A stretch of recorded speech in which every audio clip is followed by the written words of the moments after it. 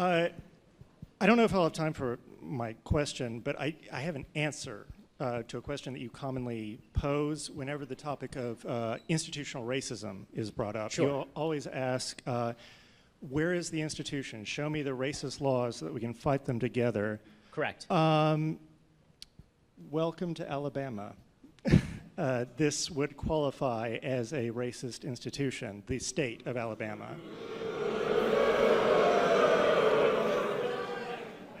So now I go back to the question that you say that you answered, which is, show me the law. You've named an institution you don't like, now show me the law. No, it's not an institution I don't like. I've lived here my whole life. But I mean, you called it racist, so I assume you're not super fond of it. Yeah, it has flaws, to say the least. But the Constitution of Alabama demands that schools be segregated by race. If it weren't for the federal government, there would only be white people in this room.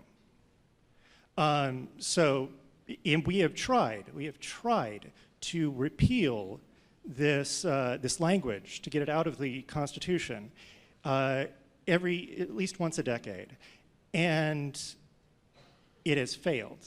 Every time we have voted to keep segregation as law in the state of Alabama. So I'd say that qualifies the state as yes. So I will admit to you. Okay, so a couple of fundamental assumptions. Okay, I'm going to admit I have not read the Constitution of the state of Alabama, so I don't know the provision that you are talking about. I will assume that it says what you say it says for the purposes of this conversation. If in fact there's a provision in the state law of Alabama that says that segregation is mandated by law, of course that's racist, that's Jim Crow, and that would be institutional racism. The point that I'm making is that there are a lot of black people in this room today because the institutional racism that you are decrying was in fact wiped out at the legal level by the federal government in the 1960s. So if you're citing a law from 1873 or 1865, whenever the Constitution embedded segregation, if you're citing that law to prove institutional racism and that law has not been applied for 50 years, you're going to need to do better.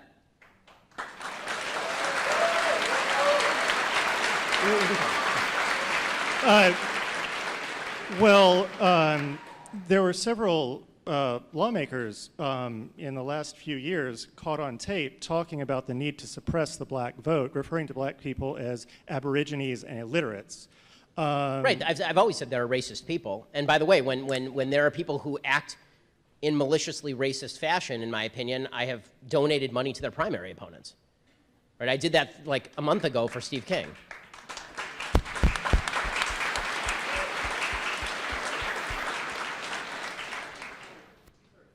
These are lawmakers, though. These are people who are actually making laws in this state. So I don't understand where we disagree. In other words, if you show me the comment and I say I oppose the comment and therefore I oppose the lawmaker, and then they pass a law and I agree that the law is racist and I oppose the law, we don't disagree.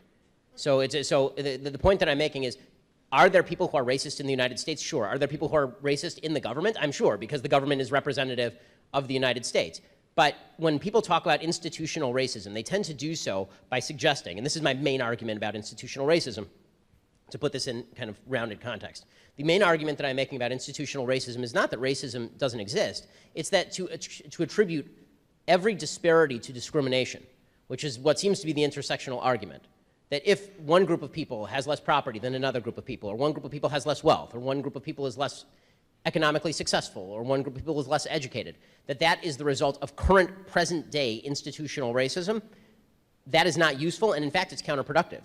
Because what it is doing is it is suggesting a fault that does not occur in the present. Now, I've also said in every speech that I've made for multiple years at this point, that to deny historic racism would, of course, be idiocy. Of course historic racism exists. Of course that has present-day consequences. But that does not answer the question as to which policy currently in place is causing the disparity. So if you can point to the policy that is intended and designed to create disparity between groups, and then you can say that that is what causes the disparity between groups, then we can agree on abolishing the law. I want to get rid of those obstructions the same way that you do. My goal is that the law equally applies to everyone, meaning that everybody has the same rights. We're not all born with the same opportunity because no one is. Some of us are born rich, some of us are born poor, some of us are born short like me, some people are born tall. Right? I mean, people are just born differently. Some people are born smarter and some people are born stupid. This is why Democrats exist. But the fact,